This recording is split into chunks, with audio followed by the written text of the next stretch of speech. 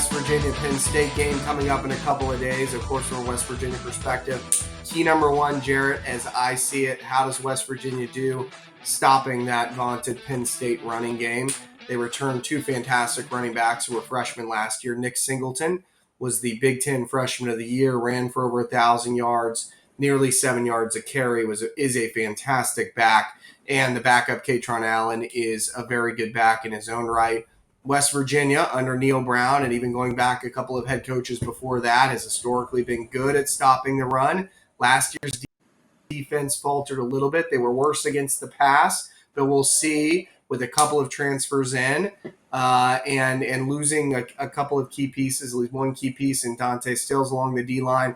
How does West Virginia do against that Penn State running game? Penn State's breaking in a new starting quarterback, Drew Aller. And the question is, and the thought is that Penn State's going to probably key in and try to run the ball early in that game. If West Virginia is able to put up some resistance early, that may help West Virginia stay in the game, the early part of the game. I like it, John. I like it a lot. So we're going to go from handling the running game to handling the environment. And when I take a look at this West Virginia team, there's been so many times over the years where we've hosted games and we fall flat on our face right off the bat simply because you come out overhyped. And does that happen in this game? Does Penn State come into this game? You've got a whiteout environment all time. They're 10-8.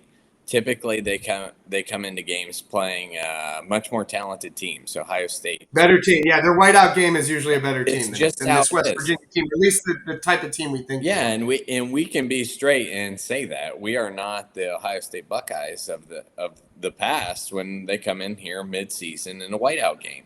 So how do we handle that environment? But more importantly, I look at it and flip it back around. How do they handle that environment? So oftentimes you come out jacked up. Here you come out of the tunnel. You look around. You're starstruck. You've got all these teammates that are new teammates to you. So you can flip it around and you say, how did they handle being the home favorite versus how do we come in and be the underdog and you have no expectations? You're picked toward the bottom of the conference by all different media, Athlon. There's anybody and everybody out there that's picked us at the bottom. And how do we handle that? And more importantly, how do they handle it? And that's what totally agree with you. See, so give me point. Totally agree. Yep, totally agree with you, Jared. And just following up on that briefly, I sure as hell would rather be playing him in Morgantown. But I'm glad we're playing them the first game of the season. If we're going to play them at Beaver Stadium, I think that, hopefully they have a couple of, cobwebs that they need to work out. And, last year they played what was a Purdue team on the road, first game of the season. Penn State was in West Lafayette, played them close. Purdue ended up having a good record last year against a very weak schedule. But that was a really close game against a team in Penn State that was much more talented than them. They've had some near misses at home at the early part of the season, like Appalachian State a couple years ago. Is West Virginia able to hang around like those teams did and put them in a position to win? So I totally agree. It's going to be a tough environment. I'm glad it's the first game of the year. Last point, Jarrett, is just that how does Drew Aller play? Was in, according to a lot of recruiting publications, the number one quarterback in the class of 2022.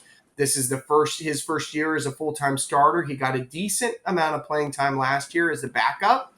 He played in the spring game this year for Penn State. He's been the presumed starter. And although James Franklin hasn't announced a starter, most everyone thinks it's going to be Mr. Aller. He's a really big kid, 6'5", 240 plus. But I'm telling you right now, and I don't mean to disparage the kid. He was a fantastic high school player, but he hasn't done anything at the college level yet. And frankly, he's not that fleet of foot. If you watch him, and these West Virginia fans will know what I'm talking about, he gives you those Ford Childress vibes. Ford Childress from 7 or 8 years ago, West Virginia recruit, was a 4-star recruit, not nearly the recruit that Drew Aller was at a high school, but came in, big kid, but was a statue back there essentially. And Drew Aller can get around a little bit, but the question is, what happens when you heat him up?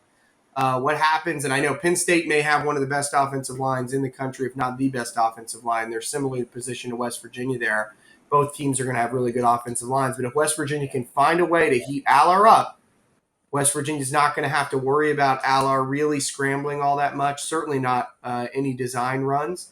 And that may be a key to this game. If you can keep him in the pocket, if he has some first game jitters, anything can happen, Jared. I like it a lot, John. And speaking of heating it up, so we've got Penn State, West Virginia, 7:30 Saturday night. We'll be there, and I can't wait. So let's go. Can't wait. First game at Beaver Stadium. Let's go, Mountaineers. I'm ready. Let's do it.